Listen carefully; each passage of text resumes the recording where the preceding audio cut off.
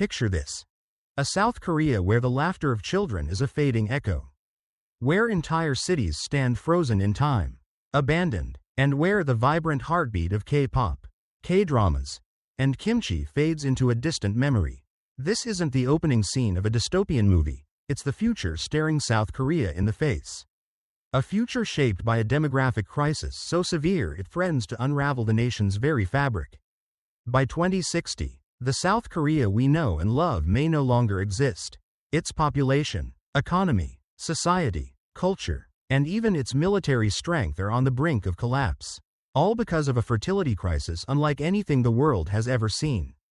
The numbers are staggering, the trends are relentless, and the point of no return might already be behind us. So, what will this collapse look like? Why is it so hard to stop? And is there any hope left for South Korea? Let's dive into this unfolding catastrophe and find out. Let's start with the heart of the problem. South Korea's population is shrinking at an alarming rate. To keep a population stable, a country needs a fertility rate of about 2.1 children per woman. That's the magic number where births balance out deaths, ensuring the next generation is roughly the same size as the one before. Back in the 1960s, South Korean women were having an average of 5.6 children. Families were big, bustling with life, and the future seemed bright. But something changed. By the 1980s, the fertility rate had slipped below 2, signaling the start of a decline. Fast forward to 2024, and South Korea hit a jaw-dropping low, an average of just 0.78 children per woman. In Seoul, the capital and cultural heart of the nation, it's even worse, 0.59. Let that sink in. On average, half of South Korean women have no children at all, and most of the rest have just one. What does this mean in real terms? Imagine 100 South Koreans today. If the fertility rate stays this low, those 100 people will have just 39 children. Those children, when they grow up, will have only 15 kids of their own. And that generation? They'll have just 6. Within 4 generations, roughly a century, 100 South Koreans will dwindle to just 6. It's a mathematical freefall, a population vanishing before our eyes. If you look at South Korea's population pyramid today, in 2025, you can already see the crisis taking shape. For every 1-year-old toddling around, there are 4 50-year-olds. 4 decades of below replacement fertility have set the stage for what's coming. And the consequences are about to hit like a freight train. Right now, South Korea's population is at its peak, 51 million people. The workforce is strong. The economy is humming with a GDP of $1.8 trillion. And cultural exports like BTS and Squid Game are global sensations. But demographics are deceptive. They're like a train you hear rumbling in the distance, vague, easy to ignore, until it barrels right over you. South Korea is standing on the tracks, and the train is closer than most realize. Let's take a journey to 2060, just 35 years from now, and see what this nation might look like when the full force of this crisis hits. For this, we'll use the United Nations low fertility scenario, which has been the most accurate in recent years. The UN's medium projections have consistently been too optimistic, and South Korea's fertility rate keeps falling faster than expected, down 8% between 2022 and 2023 alone. So, brace yourself for what's coming. By 2060, South Korea's population will have shrunk by 28%, losing 14 million people. That's like the entire population of Seoul disappearing. The country will be the oldest society in human history. Nearly half, 47%, of South Koreans will be over 65. Only 8% will be under 25, and just 1% will be young children. Close your eyes and imagine waking up in a South Korea where the streets are eerily quiet. No kids playing in parks. No school buses rumbling by. Entire cities, like Daegu or Gwangju, could be ghost towns, their buildings crumbling as nature creeps back in. Picture Japan's rural areas today. With 10 million abandoned homes, South Korea could look like that. But on a larger scale. Now, let's break down the consequences. Starting with the economy, South Korea's economic miracle, which lifted it from poverty to a global tech powerhouse in decades, is at risk of unraveling. An economy's size is tied to its workforce. Fewer workers mean less production, fewer consumers, and a smaller GDP. In 2025, South Korea has 37 million working-age people, driving that $1.8 trillion economy. By 2060, the workforce will plummet to just 16 million, less than half. Even if technology boosts productivity, as it likely will, the math doesn't add up. Japan, which is further along in its demographic decline, has seen its economy stagnate for decades despite cutting-edge tech. South Korea's trajectory is even steeper. Projections suggest the GDP will peak in the 2040s, then enter a permanent recession.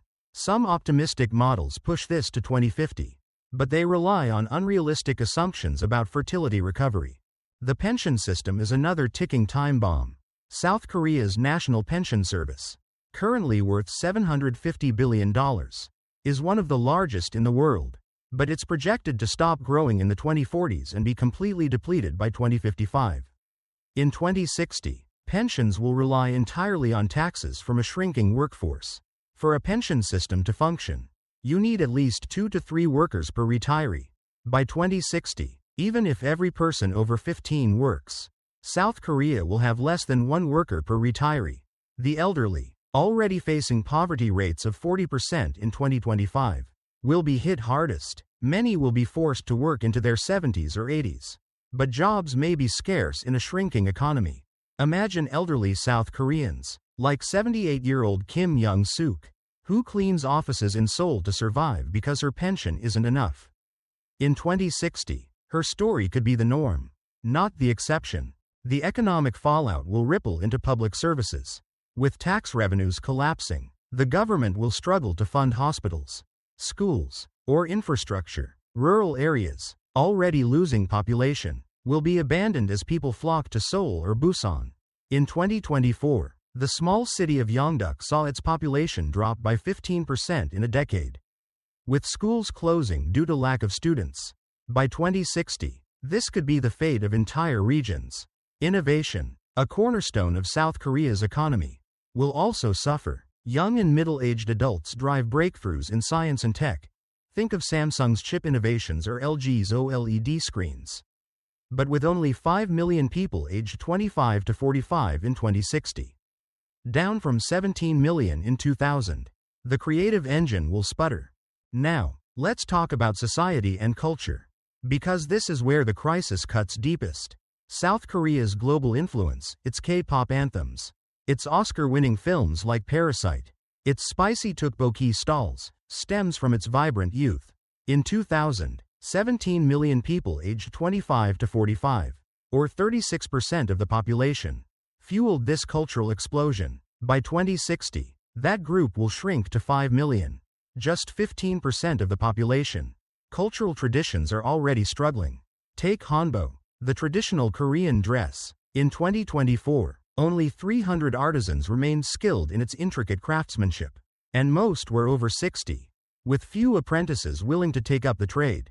By 2060, such traditions could vanish entirely.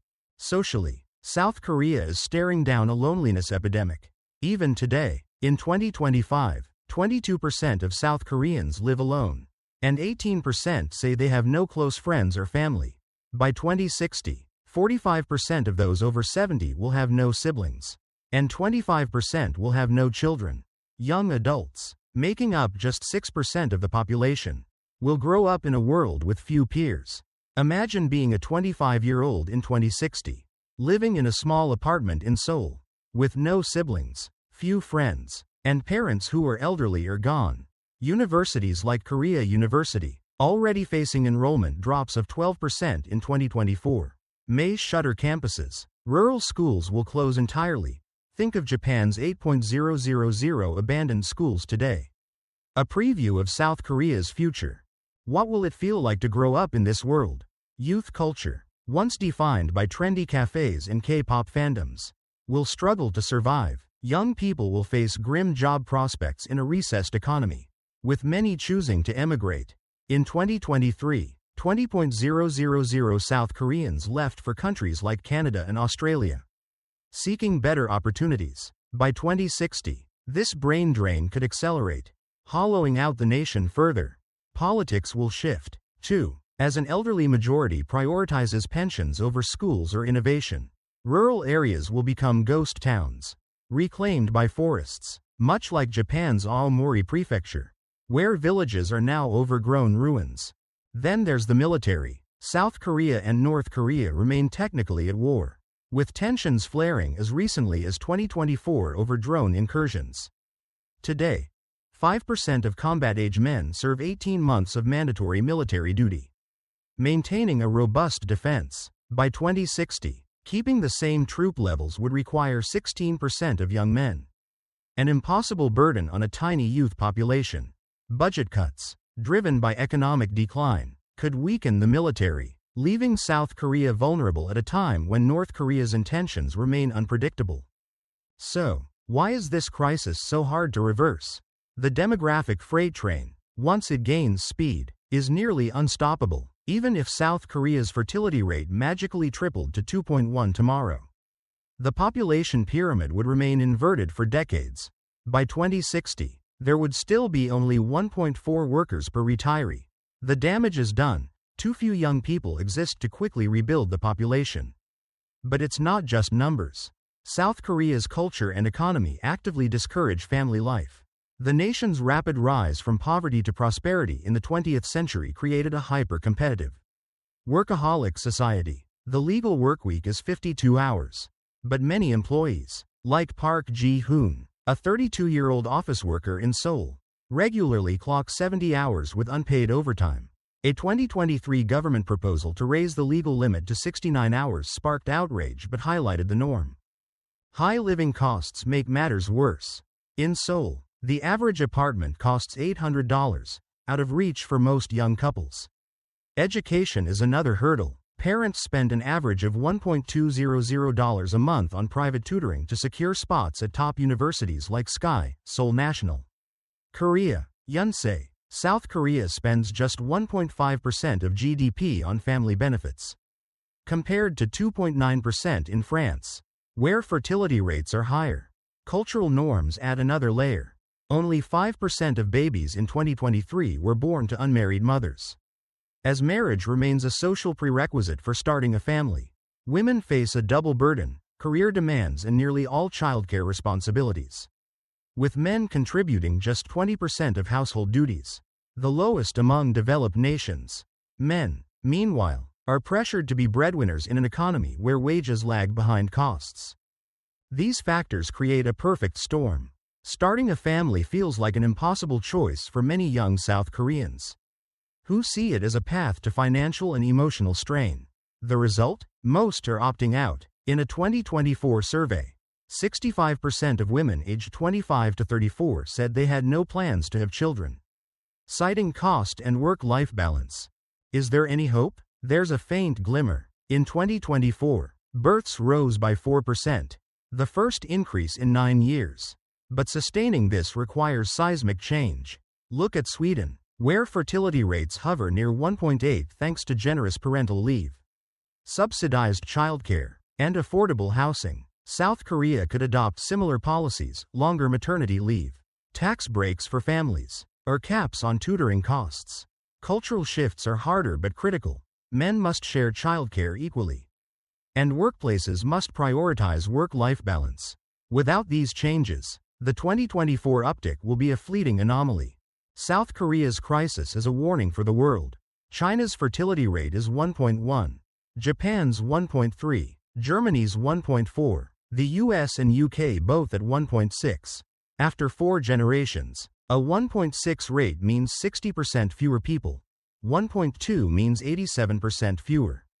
Yet, the global conversation barely acknowledges this existential threat. In 2024, only 80 news outlets covered South Korea's super-aged status, according to Ground News, with just 15% from left-leaning sources. Most frame it as a labor shortage, not a cultural and societal collapse. This blind spot risks leaving the world unprepared.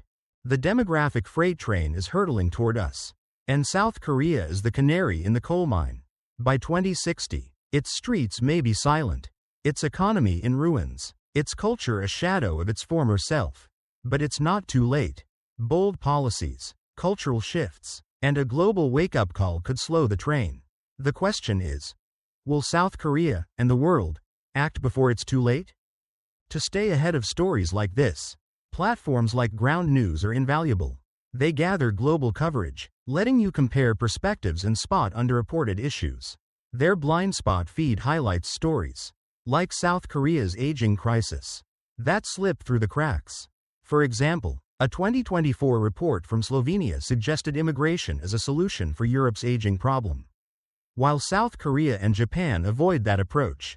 Sign up at Ground News Kin for 40% off their Vantage plan, just $5 a month. It supports independent journalism and keeps you informed on the stories that shape our future. This is South Korea's moment to face the music. The demographic crisis isn't coming, it's here. The world is watching, and the stakes couldn't be higher.